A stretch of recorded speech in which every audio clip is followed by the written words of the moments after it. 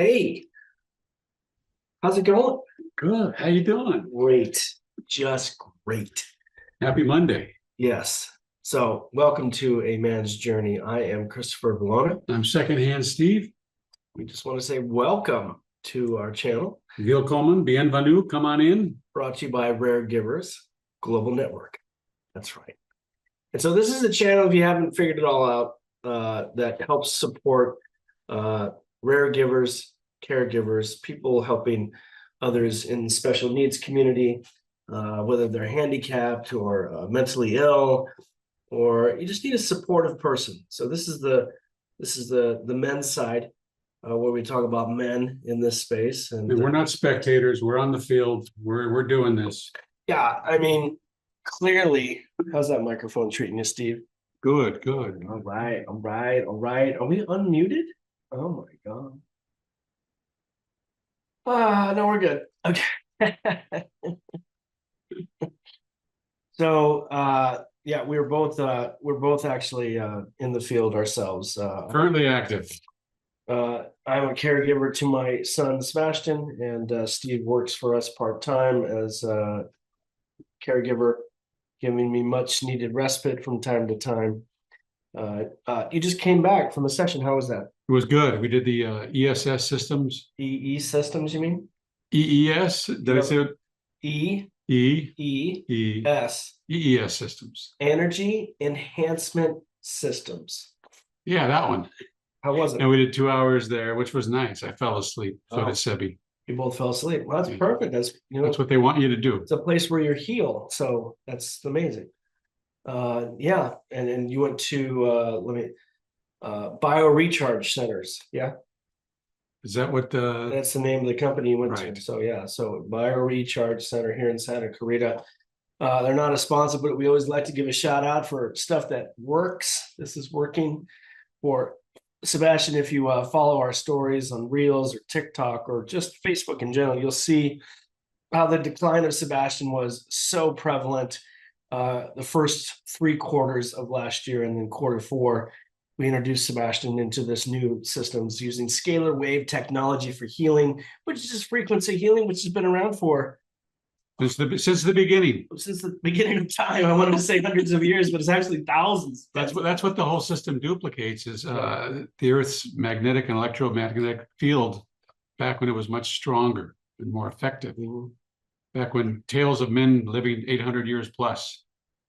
So I wonder if that's going to happen to us. Well, I don't know how it works, but I don't care how it works. It just works. You can't deny the results. You really Yeah, can't. this is working on you. Do you feel a difference? I think I'd be worse without going. I'd be worse for wear. So I think it's having an effect. But I don't spend the time Sebastian does. He does overnights and much more hours than I do. Yeah, we're starting this week. We're going to do 2 back-to-back overnights. So we're gonna see how that works. We get some more amazing recovery out of Sebastian. As you know, if you don't know, he's suffering from Batten disease CLN8, which is a brain-related disease that Sebastian doesn't have an enzyme that takes out the trash in our brain. So every time we have an emotion or a thing looking, talking, there's puffs of toxicity from the synapses that move our bodies. And there's an enzyme that we all have except for these kids. It's like he doesn't have an exhaust. Yeah, so it comes in behind and removes all of that and shoves it out into the world. And Sebastian doesn't have that. So the toxin levels build up and it kills the brain cells. We have found that this system is possibly removing the trash through these energy. At the bare minimum, pausing it. Yeah. And not he's not his state of decline is right. Also, we do the seizure, not the seizure, but the detox bath, which you must do after these sessions, whether it's 2 hours or 8 hours or 10 hours. And what that does is that you take your bath, and there's a protocol what to put in the bathtub. So that's we could do another show on that maybe another time. We should bring in, the owner. That would be a great little lesson. I think that'd be nice. But anyway, he's doing much better. Check it out. You can go to unifiedhealing.com to understand what it's all about. And that's the site that gives you the background and the history of this amazing technology that a woman just basically put all together using, what's been already been here before.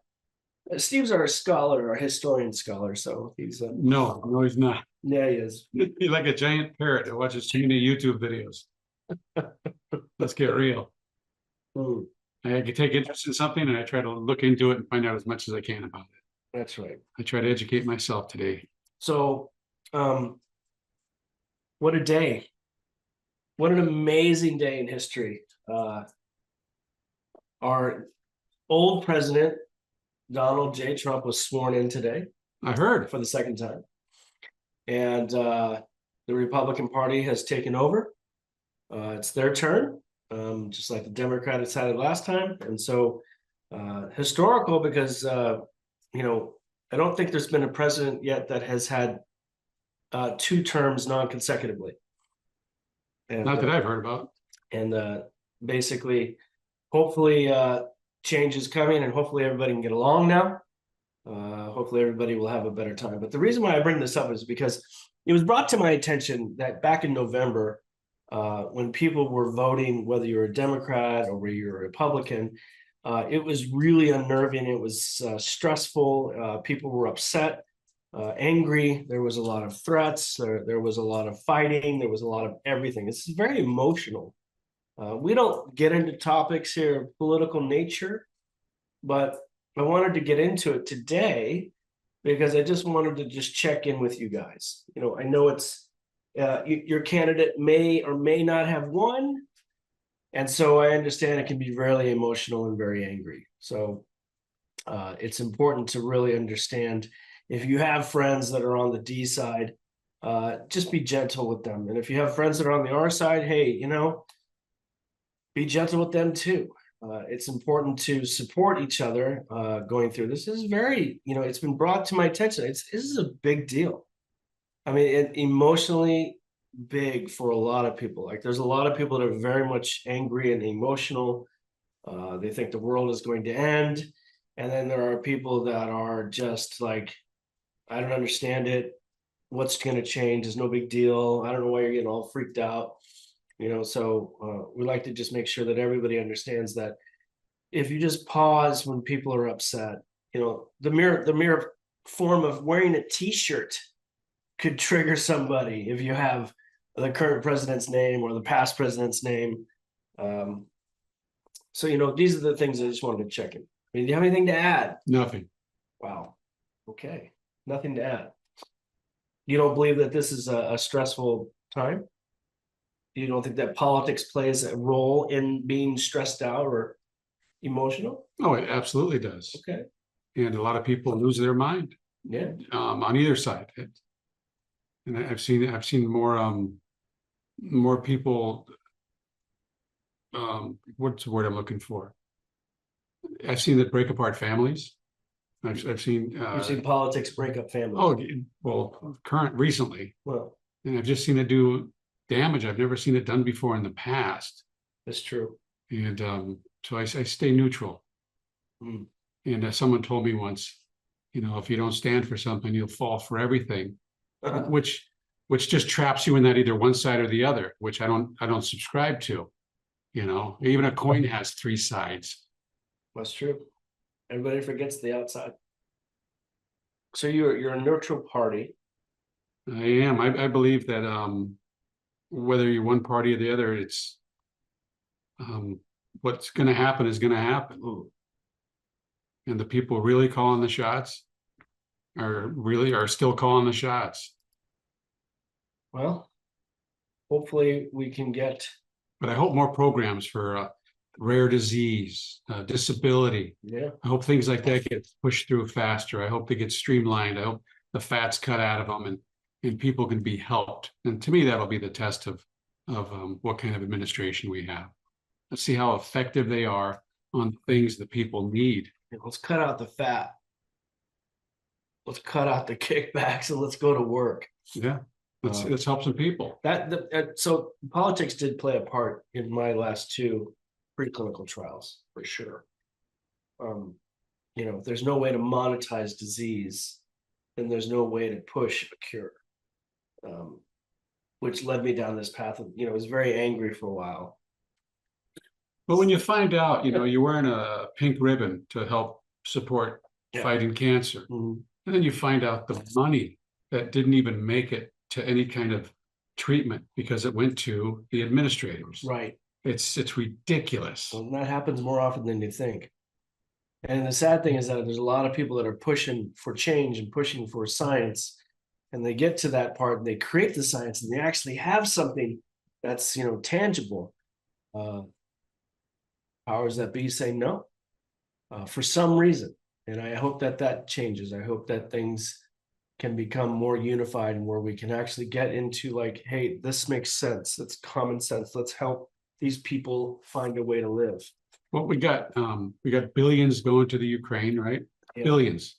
And these fire victims in LA, they were offered $717 a piece. And let's not forget North Carolina. How much were they helped? What does that tell you?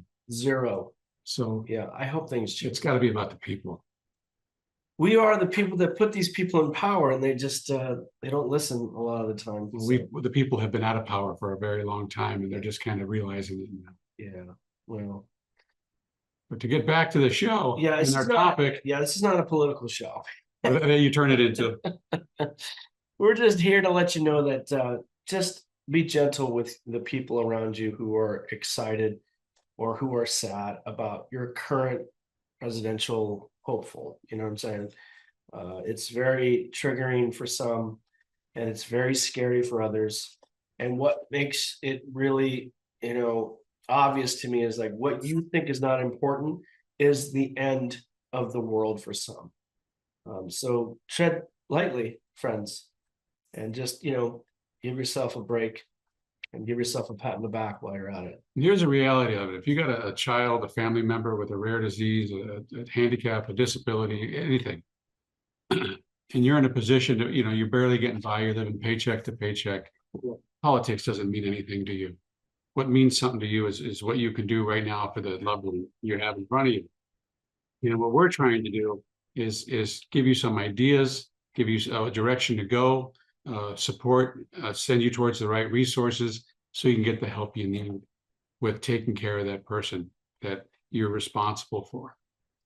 Right. So check in with those people, especially on today. I understand this is a day that is great for some, but it's horrible for others. So check in with those people that may be, feeling a little bit scared or feeling a little bit out of the loop, or they don't have any idea what's going on. So that's my take, and I stand by it. Now, we were going to talk about let's see, we already did about the role, mental health, support systems.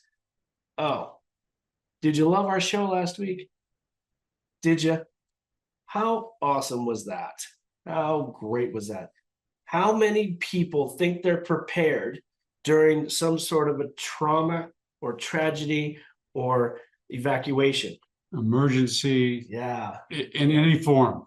We appreciate you listening to that. And hopefully you took some tips and tricks and you actually started making some changes, because it could happen again, like probably this week with more high winds. You know what? Here's a good tip that I forgot about. The greatest place to store gas is in your vehicle. Don't let it go below half tank. I just got back from the therapy in your van, Yeah, and it's on empty. I can go 41 miles according to the car. I love you. Got 41 miles to go. So get into the habit of keeping your car at least half full. Yeah, I understand. Yeah, so a lot of tips and tricks. If you don't know what we're talking about, last week's show was about being prepared with those fires in Los Angeles and the evacuation, and we was in the midst of it. Yeah, so we thought it was really, perfect timing just to drop that in there for you guys, and hopefully you got some good meat and potatoes out of that. And actually, I'm going to have Steve help me this week organize my storage facility. Good, where we're going to, have our go bag and our go stuff, so that we can just take it from one section to the van. So remember, if there's a power outage for whatever reason, there is no gas, there is no ATMs. Yep. There's no convenience. The convenience is gone now. Yeah. Anything that requires electricity to give you those conveniences is going to be gone for a while. Right. Propane is good. Yeah, Yeah, if you have Yeah. propane tanks, yeah. I know. make sure they're topped off. Yep, I just did that. And propane lasts forever. The tank will disintegrate before the propane goes bad. Wow. So remember, Yeah. I don't care how old it is. Gasoline will go bad unless you add an additive, and even then it'll just buy it maybe another 6 months or a year. Mm, But yeah, learn how to store stuff and take care of stuff. That love make it. sure you have everything you need to be able to take care That's of right. yourself and your family. That's right. All right. Quite right. All right. I don't remember. I think we're supposed to talk about, uh, let's see. What is today? Where are we? January? We are. 6/13/20. Um, well, that was that one time in December. Well, I guess we could talk about, personal stories. Let's see here. January is the beginning of the year. Yeah. So Hmm. I got a question for Yeah, you as tell far as me. beginnings. Yeah.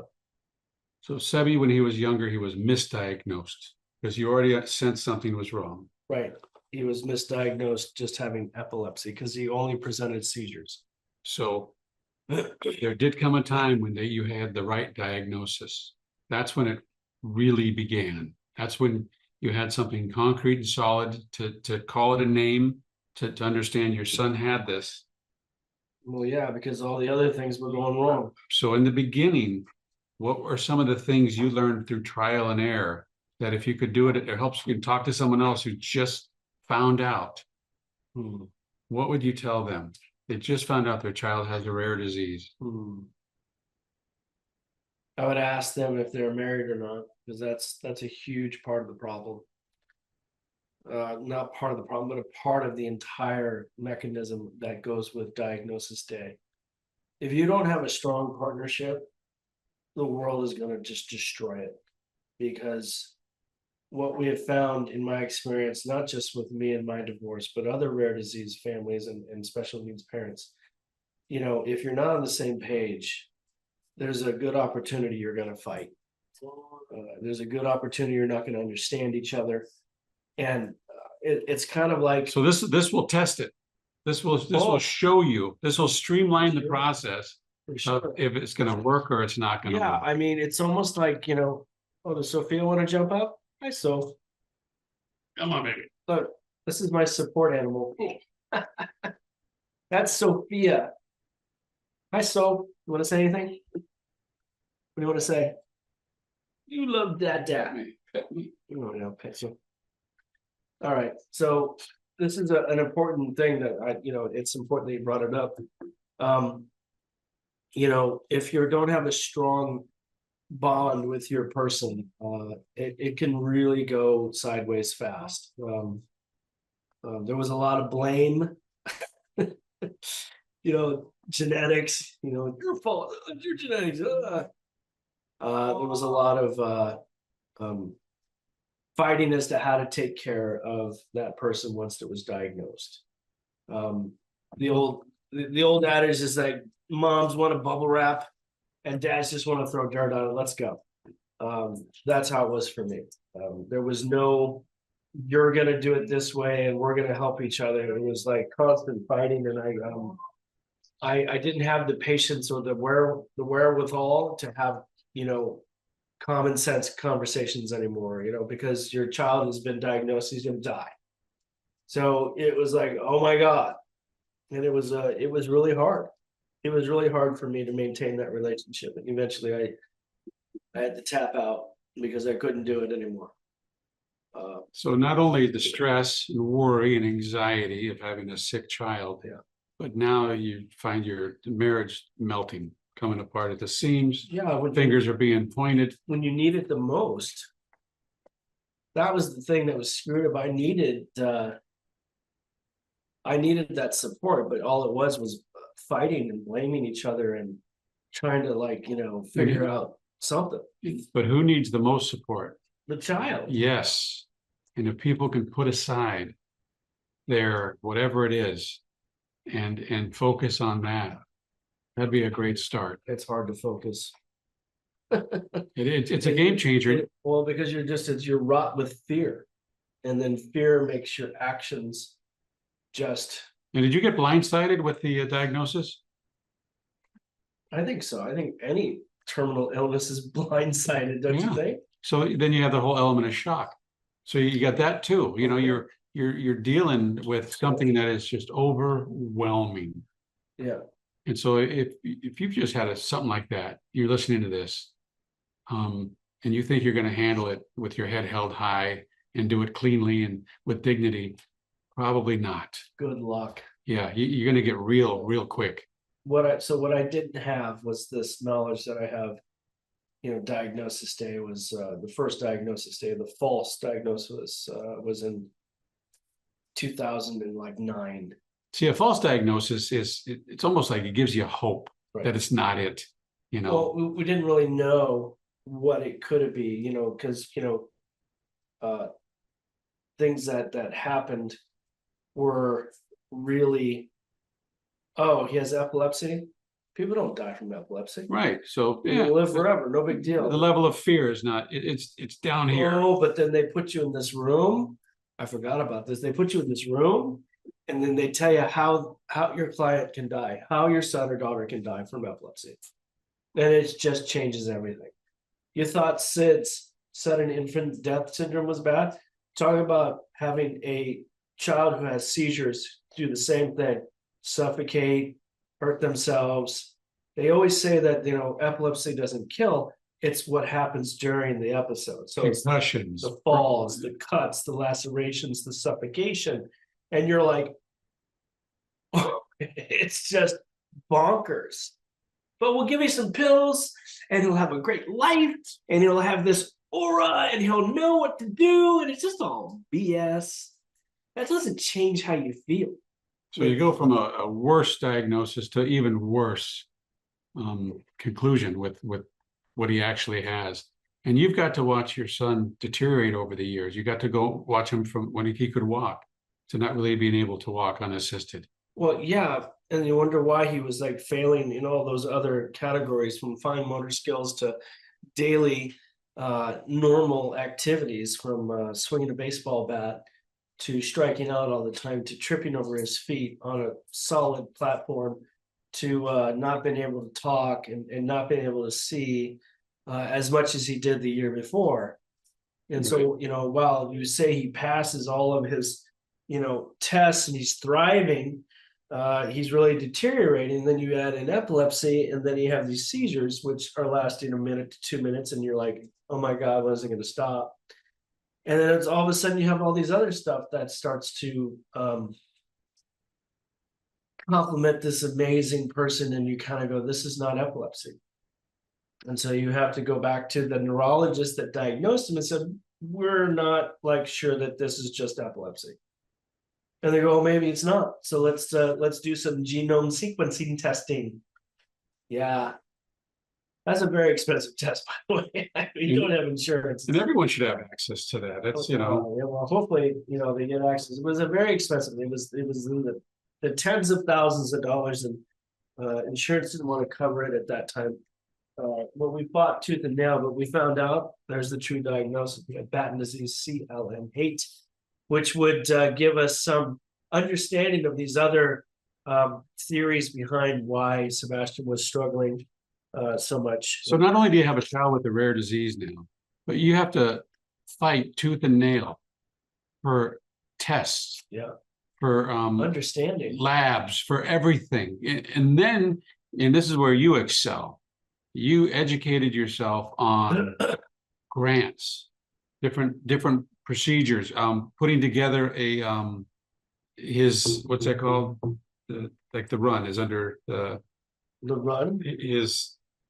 Oh, you mean the foundation? The foundation. That's created a foundation for awareness. So raise money to, and again, supposedly go into clinical trials to fix our kids under the blanket of gene therapy replacement. And you did it from scratch. Yes.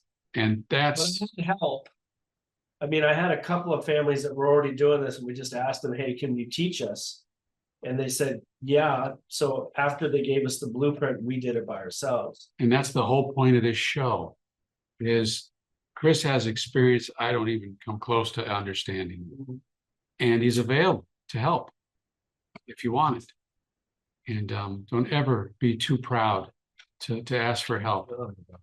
I couldn't ask for enough help, and nobody knew what I needed because they'd never been in my space before. So I had to go and find those groups online, Facebook, or talk to these other, women and ask them, hey, can I speak to your husband? And the husbands were non-existent. A lot of them were. And so it made it very hard. And then, of course, going through a divorce at that same time while you just got the diagnosis. It was horrific. I was severely depressed. I was severely depressed. It's like getting in a car accident and then having another car hit you. And then you're still strapped in the car that's not running. And now another car hits you. Yeah. And it's like, when's this going to end? Yeah. And when it has it ended? I couldn't even tell you if it's ended or not. It still has not ended. The only thing I can tell you is that all I wanted to do was take care of my kids. And it was very challenging to do that. Being divorced or going through a divorce, and then trying to take care of Sebastian, trying to raise his little brother who's 2 years younger than him at the time. It was horrific. It was 2010. And you're doing this alone. Doing this alone.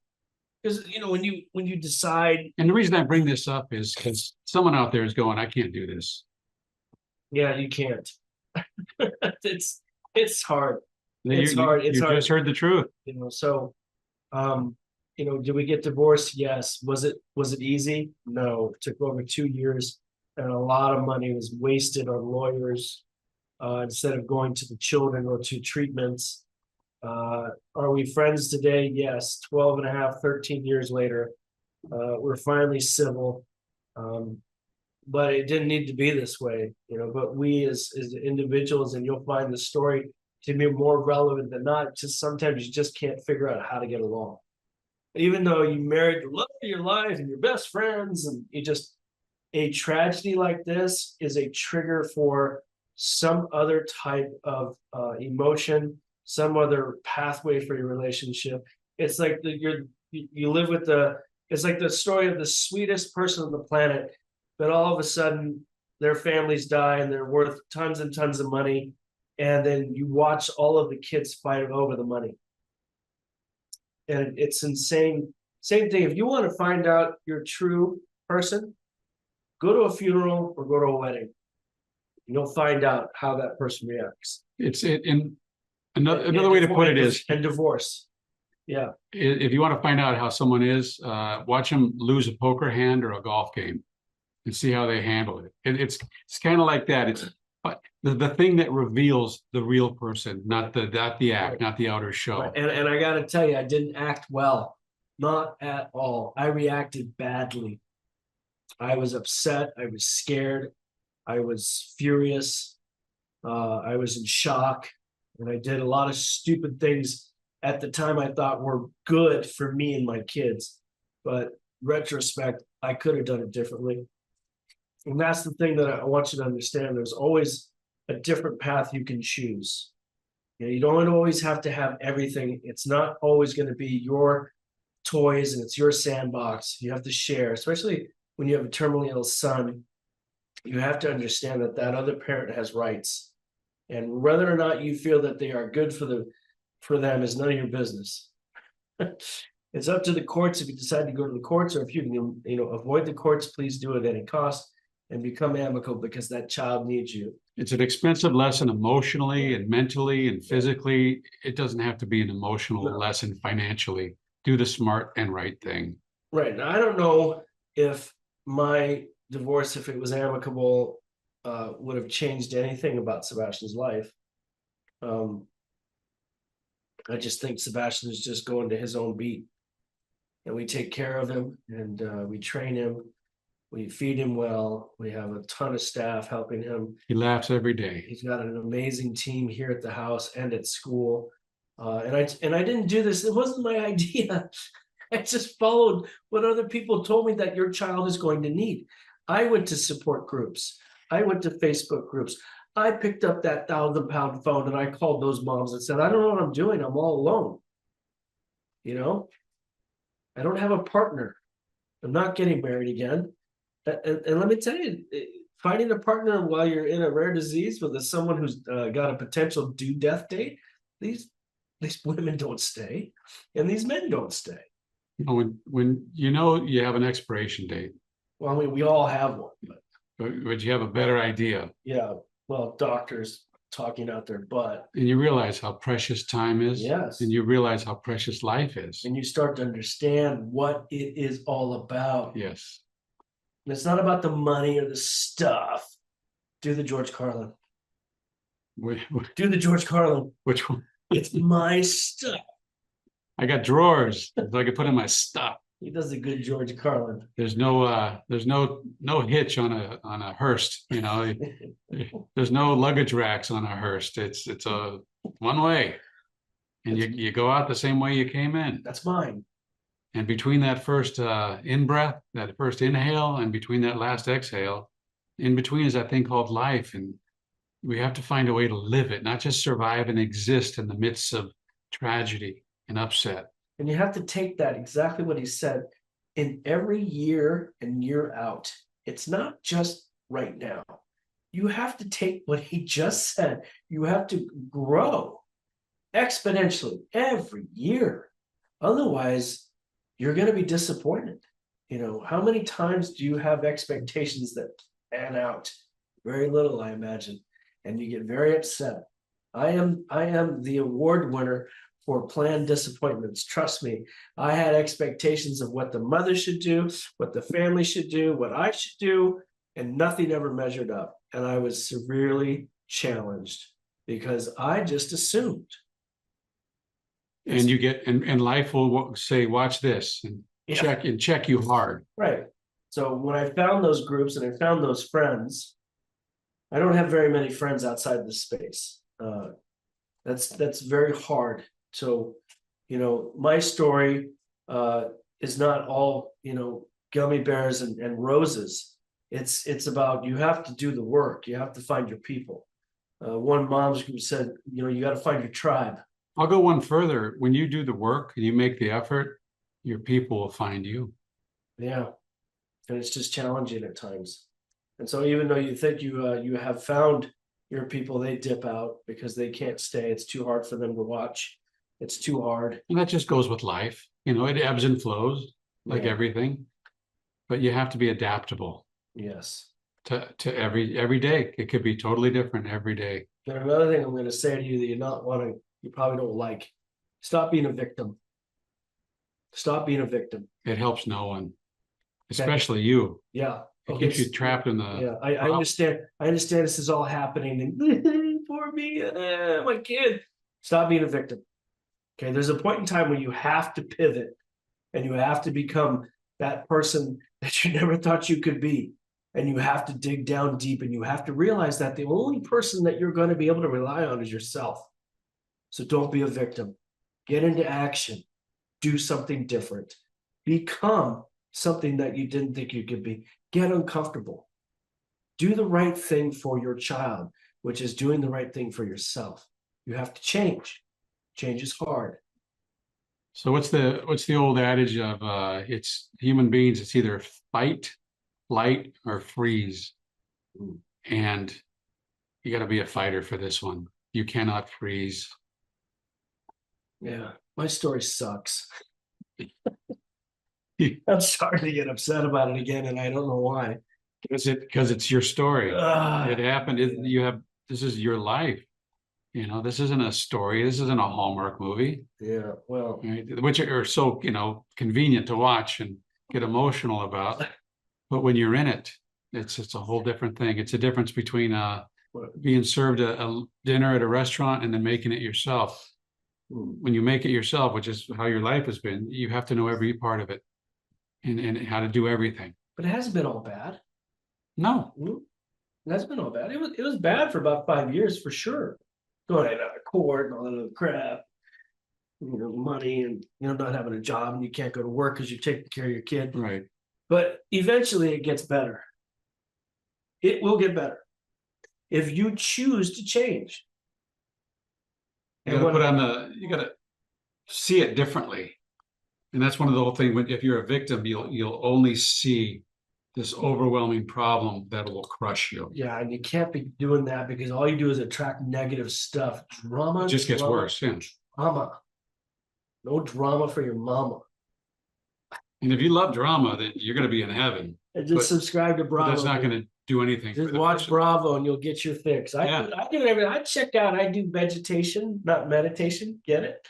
I get Just TV that just is ridiculous. My girlfriend has got me hooked on Lifetime. People like dramas because it makes their life seem maybe a little better. But when your life is a real life drama, I mean, it's and yours is the peak of that. Yeah, well, It's I'm not saying it's not something I wanted. no one signs up for this. No one, but and I don't need kudos either. So here's the thing for me. I have turned a bunch of rotten lemons into compost, right? And I've created something that I didn't think I could do. And that's become really important for my person, which is my sons. So I have two. And I'm mentoring my 19-year-old into the real world. See, how many people out there, how many dads out there have a normal kid? Don't forget about him. He still needs everything that you're giving your sick kid, right? And then some. And it's so easy to give all your attention That's right. to the one with the issue. Don't do it. You got to find a balance. Yeah. And you have to talk. Right. And you have to be understanding that that kid's gonna miss, or not miss, but he'll be jealous and envious of your relationship to your sick person, because it's gonna be, what about me? I need you too. And I know that's hard, especially if you're divorced like me and you don't have a person. Where's mom? Where's dad? Well, they married someone else, or they moved out of state. So you're it. You have full custody. So you really have to find the balance, the juggling, and all of that, guess what you get to do? What do you get to do? You got to find self-care. You gotta find a way to do this without grinding yourself into nothing. It's just impossible. But I'm doing it. And it can be done. And if there's one thing you take away from this whole entire show, it can be done. Right. The impossible can be made Now, possible. this guy's really positive because he doesn't take it home. See, he works and then he goes home. He gets to have that break, that separation. But for a while, he was married into this life where he had to take care of, Severely autistic, yeah, can be violent, nonverbal autism. right. And the difference between me and my wife was that I was a volunteer. She never had the choice. Yeah, Steve married into that family. Talking about making the choices. Yeah. He knew what he was in for, and he's like, all right, Let's do this. and he jumped in. How many years did you raise that kid? I think I was his caretaker for 7. 7 years. Wow. How's he doing today? He's doing fine. He got his program going on down the street. Oh, And but he's trapped in a 3 or 4 year old mentality. Hmm. And so mom doesn't get to expect anything really new. Oh, look, he did this today or he did that today. Hmm. And again, we talked about the mourning your child while they're alive. Ugh. And it's, again, there's so much that comes along with this whole thing that we're talking about that you don't expect. You've never been here before, maybe. Yeah. And it's just will unfold one thing after another. But there's those that have gone on before who are more than willing to give of themselves, just like people gave you and helped you steer your course. Yeah. But yet you got to ask, and you got to put yourself in front of these people. I don't talk to a lot of them anymore, but I'm glad that they did talk to me. But now you're talking, that's what this medium is for. Yeah. To people who maybe haven't had that or are looking for that. Relationships come and go, especially in this space. This is really hard for people to understand. The normies, I call them, they don't have any sick children. They complain about their child in a different way, and you kind of go, isn't that interesting? Knowing that that really doesn't hold a candle to what you got going on, but you have to be present. You have to be a friend. You have to be, See, if you got a call from the cops that your child was picked up for shoplifting, for a normal family, that's tragic. That's awful. That's, everything. for a rare disease family. It's great. That'd be like, wow, That's awesome. I didn't do that. Seriously? What do you steal? That's different. That's cool. so it's all how you look at it. It's all perspective. It really, what other people consider just awful and it's Yeah. the worst of the worst, it's never going to be the same. And you know, once you've been in something like this in the trenches, Right. you, Which oh is my God, you couldn't be petty if you wanted it. which is a great thing to mention. My friend Effie Parks, who has an amazing podcast called Once Upon a Gene. She was on a podcast with one of her guests, and she simply said, it just, why can't it just be easier? Why can't people just coexist and be easier and just say, hey, how's it going? Yeah, your son's in a wheelchair. Hi, how you doing? But people kind of like just walk by and they're like, oh, that's I don't see that. I don't want to deal with that. And it's true. You know, when I take Sebastian out, you know, there are two types of people. There are people that stop and want to say hi, and there are people that just ignore you. I agree with Effie. You know, I wish things would just be easier. Just, you know, who cares? Who cares if he's in crutches and he's walking, talking funny, and he's drooling? You know, that's my kid. That's you know, my person. I'm taking care of this person. What's the big deal? You know, so you know, props to you. I can't talk to you, David. I'm on the air. Should we put Dave on the air? No, your brother's. Yeah, He might be a little too much for this. he's got a mouth. Sorry, Dave. He gets a call back later. Yeah, we'll call Dad back.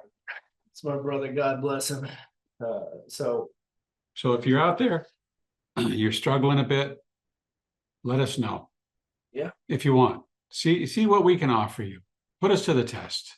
yeah, See if we can direct you towards maybe resources you didn't know were available.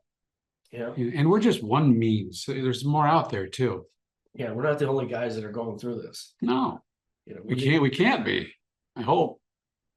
There's this other podcast, Two Disabled Dudes.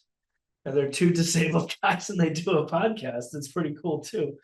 I mean, so there's lots of creativity in this space. If you really think about it, you know, just because we're caregivers or we're Raregivers or we have disabled family members or we're disabled ourselves or have rare disease doesn't mean we're not living.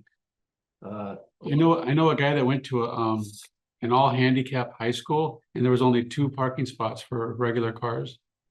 I love that. I wish I had that parking lot. I can't get Sebastian into it. That's my only. You can't even take Sebastian to school. Everybody's in the handicap stalls. Yeah, if you don't need that stall, you know, if you got a handicap placard but you can walk. Yeah, it's just ridiculous. And moms that sit in the handicap drop-off area because you're waiting for your child who can walk, move. Okay. This is not the Kardashians like hour. Get out. It's not there for your convenience. Yes. It's not there to make your life It's easier. there for my convenience with Yes. the van because I have to drop the bucket and put my son who's in a wheelchair into the van. If you're going out to a restaurant and you're doing a pickup, I'm only going to be 10 minutes. I'll park in the handicap spot. Yeah, Don't do it. Don't do it. Don't. That's why there's fines. That's why there's fines. And you know what? Just because no cop calls you, I can call you and report you. How's that? You want me to start doing that? So Yeah. try to make life easier on those who It'd be nice. need it. Just be nice. What are we talking? Have common sense.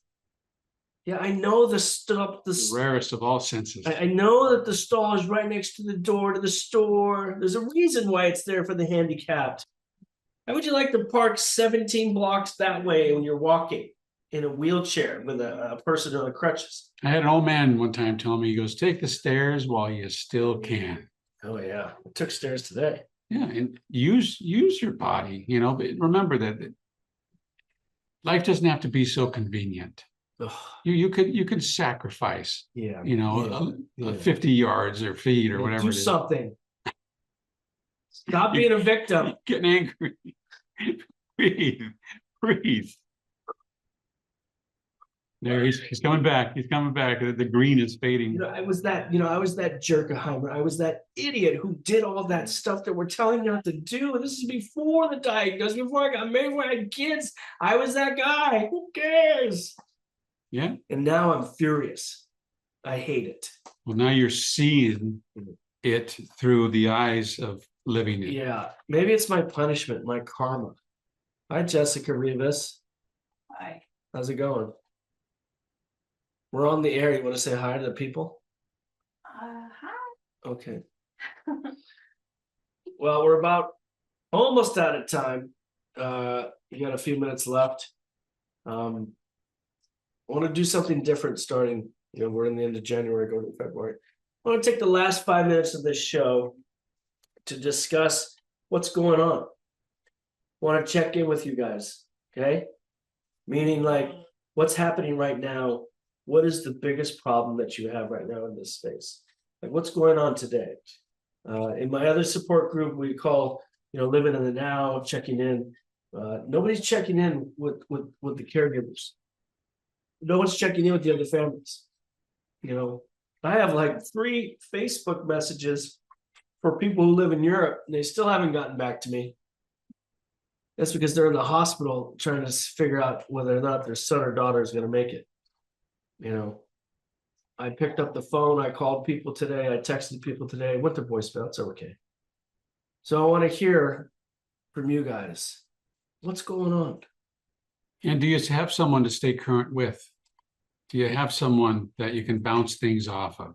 Yeah, because left up to our own decisions. Yeah, do you have someone in your life that maybe is a little further down the same road as you, so they bring some more experience that can benefit you? I used to talk to this priest, and he taught me this. I never forgot this. What did he teach you? He said, before you do anything, and you're going to do something, obviously you're not going to listen because we're men, because we don't know any better. He said, I want you to pause and ask yourself this question out loud. Is this wise? To the end Good of question. every decision. Like, I think I'm going to go wash my car. Is this wise? Well, it's raining. You know what I mean? That kind of like, I'm going to go rob a bank. Well, is that wise?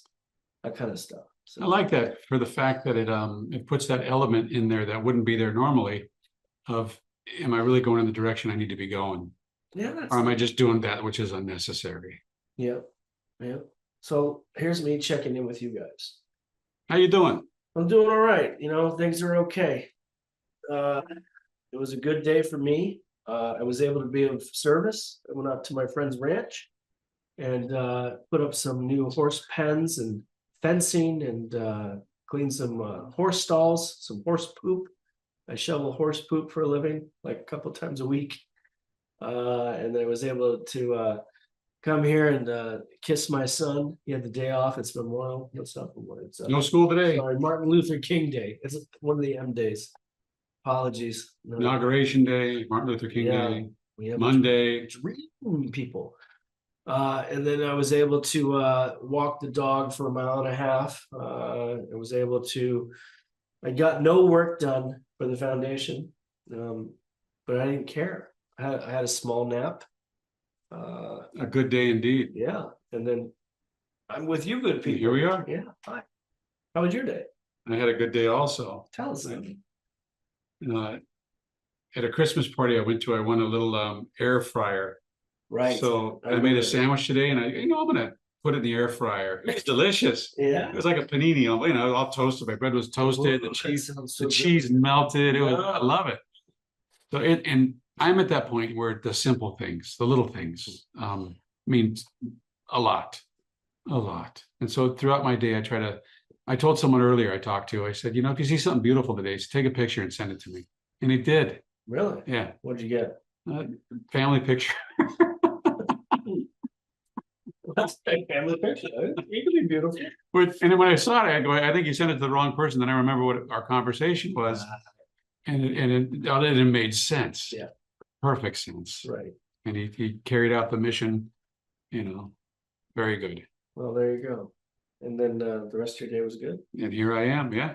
The rest of the day is good. Okay. Well, there it is. All is well, as Tell me wise man something. once said. Tell me something good.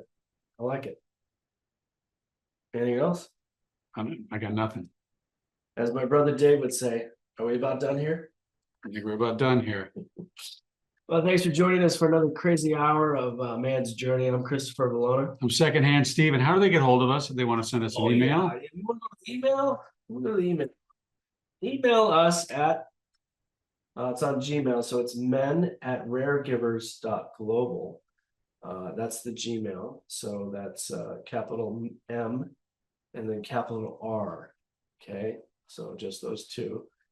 .global. It's not .com or .net or .us.